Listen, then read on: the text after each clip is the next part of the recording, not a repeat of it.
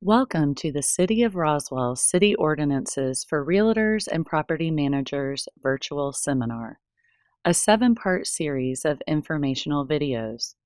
You will hear directly from the City of Roswell's experts on our Geographic Information System, or GIS, permitting, code enforcement, and utilities.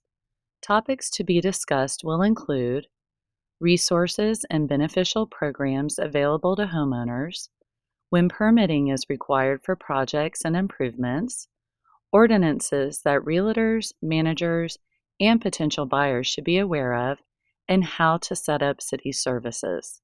Welcome to the Code Enforcement section of this presentation. My name is Jonathan Barber. I am the Code Enforcement Supervisor for the City of Roswell. To begin with, I'd like to start out with the code enforcement process. The process starts when we receive a complaint. We will do an initial inspection, and if the violation is valid, we will issue a notice asking for compliance. At the end of that time, we will do a reinspection. If compliance has been achieved, we will close the case. If not, we will issue an extension and/or a second courtesy notice asking for compliance. A reinspection will then occur, and if it's now in compliance, we will then close the case. Or at that time, we will issue a letter of violation, or we will issue a citation for noncompliance. That person will then go to court, and then the court will reset a time for that person to be in compliance, and then they will assess any other penalties that may occur. In this section for code enforcement, we will touch on vacant properties, nuisances and obstructions, landscaping, swimming pools, abatement of property and liens, building numbers, signage, illegal dumping, and littering. Vacant properties. Vacant properties that are not maintained or visited on a regular basis can have issues and problems of overgrowth. The pictures below on the right-hand side show examples of overgrowth and how it can occur and take over a property completely. Unsecured structures on vacant properties or even houses that are in the process of being sold. We look for unsecured structures. Somebody may be looking at the house and leave the door open or leave it ajar. The garage door may be up. A window may be cracked. Anything that would allow animals and or humans into the structure is considered an unsecured structure when the property is vacant. These occurrences allow for the property to be considered blighted property. Swimming pools. Swimming pools in residential neighborhoods. When swimming pools are not being maintained, it can cause hazard, it can cause mosquitoes, and it can cause smells. Swimming pools that are not properly maintained must be drained and must be covered.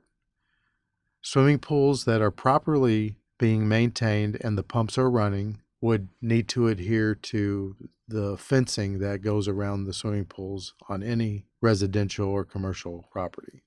HOA swimming pools are not regulated by the City of Roswell. That would be the Fulton County Health Department. They keep the checklists and do the inspections on a regular basis. The draining of swimming pools in the City of Roswell are to be attached to the sanitary sewer, not to be able to run into the storm drain, but the sanitary sewer of the property. There are other options to get the pools drained. Pump trucks do this. Usually the pool companies have those available. When a swimming pool is not in use for long periods of time, the swimming pool is to be covered for safety reasons.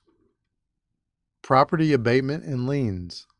When compliance cannot be achieved through the code enforcement process, an abatement will occur by the city. The charges associated with the cleanup or maintenance of the property will go through a lien process. These charges are placed through the lien process on the property.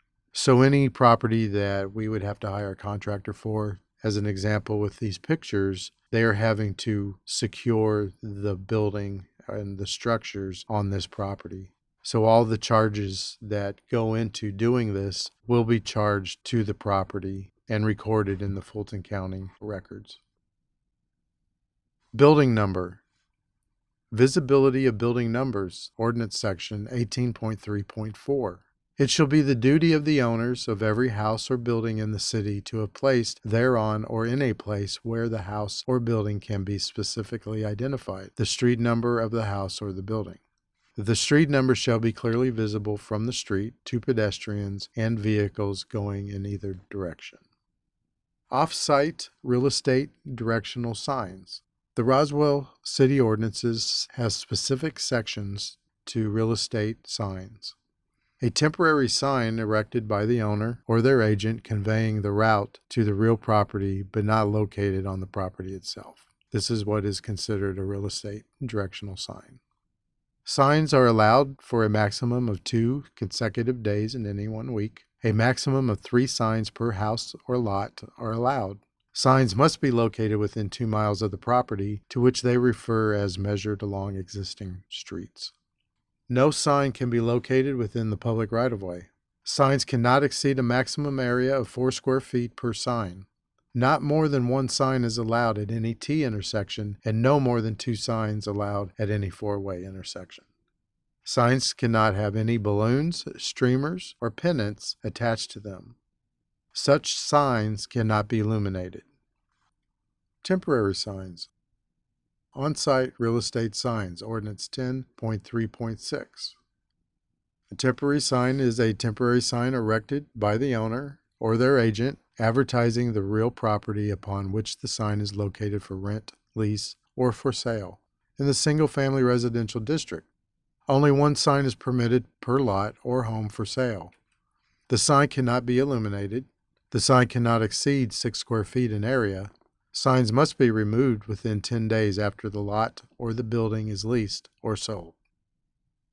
Signs cannot be located within the public right-of-way. On these pictures, on the bottom left-hand side, you'll see signs on the ground. Those are signs representing signs that are placed in the right-of-way, and they will be removed by the Code Enforcement Office. Up at the top on the left, you'll see a sign in a median area. That is considered right-of-way. The 2 signs on the far right and the bottom right are signs that are not placed in the right-of-way, however require permitting because they are a semi-permanent sign, and all these signs do need permits to be displayed. Illegal dumping and littering. Prohibition against littering on public or private property or waters. When illegal dumping occurs, the Code Enforcement Office will do an investigation. They will search for letters, bills, invoices, receipts, publications, and labels, anything that would have an address or a name on it, to start the investigation. If the person is found and is convicted, the fines can be $200 to $1,200.